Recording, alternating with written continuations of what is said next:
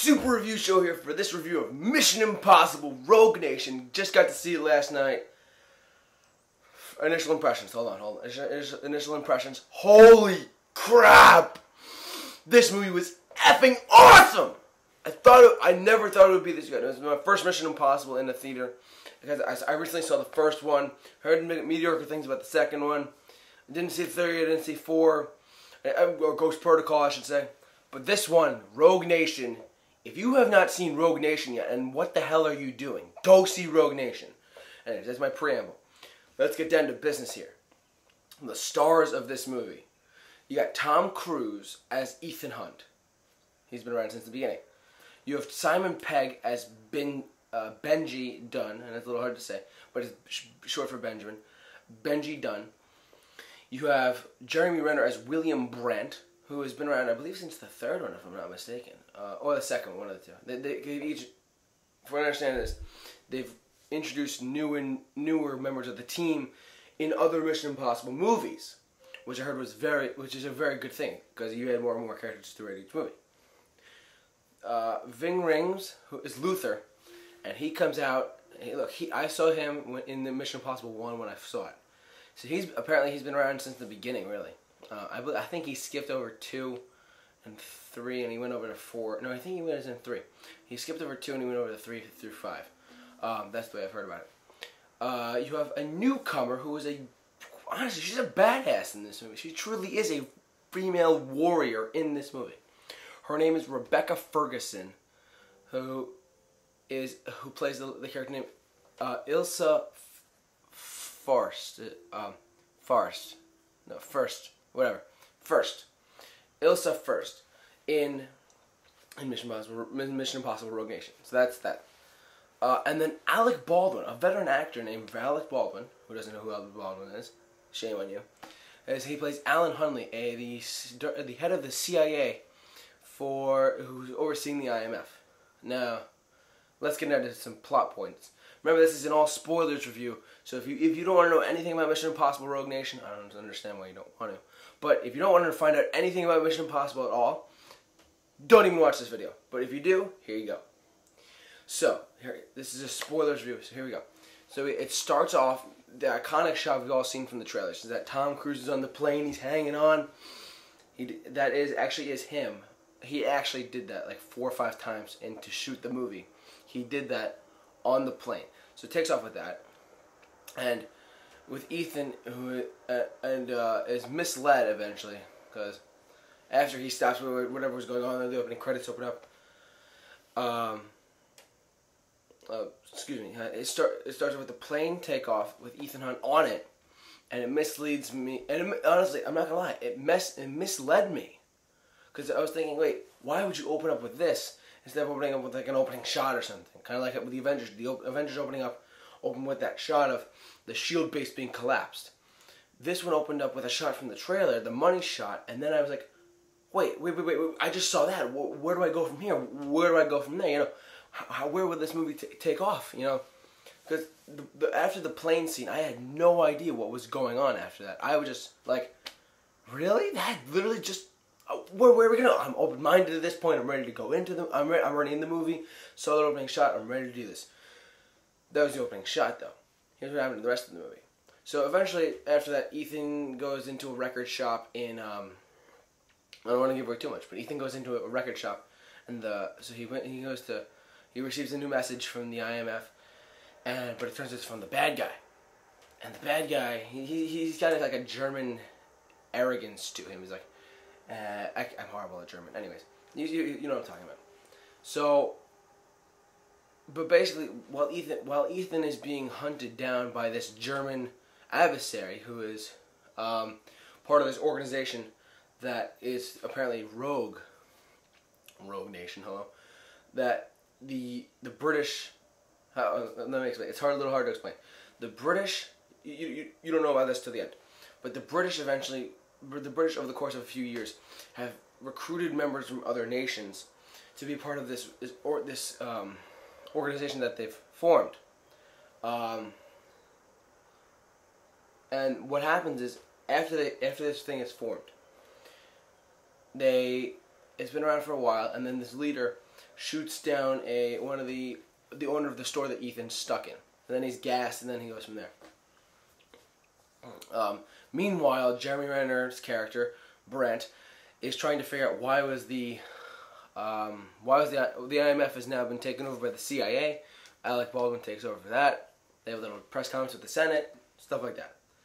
And I don't want to reveal too much. I want you to experience the ending for yourself. So I'm not going to tell you anything about the ending. So it's an incredible ending, though. You guys will love it. Not going to lie, you guys will love it. So, but here's some interesting points that I've noticed during the movie. You have Simon Pegg, who is, look, let's face it, he's a comedic actor. And he's also a very dramatically role actor. Look at him as Scotty in Star Trek. And you look at him here, well, both those characters of Scotty and Benji have, they have comedic elements in their character itself, which is a very interesting thing to do. To any character, really. You can have, like, Scotty had that. Benji had. I think just this nature of him as an actor. That's the way I've always depicted it. You can depict it somewhere, however else you want to. Jeremy, overall, I think Simon Pegg had some of the most funniest moments in the movie because he was one of the guys that. He was one of the reasons why the tone was so crisp throughout the entire thing. It wasn't this. It was this the whole time. The tone was so tightly good. It was so tightly wrapped. It was perfect. The tone was perfect throughout the whole time. And well, one of the things that made it perfect was Simon Pegg's comedic timing as Benji being a little funny here and there. It's like, and there's a car chase scene about halfway through the movie. There's a car chase, and Ethan Hunt's like, he's going backwards, and he's like, "Do you have your seatbelt on?" And Benji's like, "Are you asking me that now?" You know, it's so much fun. Jeremy Renner was as Brent. He also had very well comedic elements as well. I mean, he wasn't like a slapstick funny the whole time, but he was very serious most of the time. But it was a very serious in the beginning. And then at the end, he was very funny, which I was like, this is one of the coolest things I've seen in a while. This last thing I saw him in was The Avengers 2. Last thing I saw him in was The Avengers 2. And he was killer in that, don't get me wrong, he's a great actor. It's just that in here I felt like he was even more of a dramatic, comedic actor. It felt like it was perfect for him.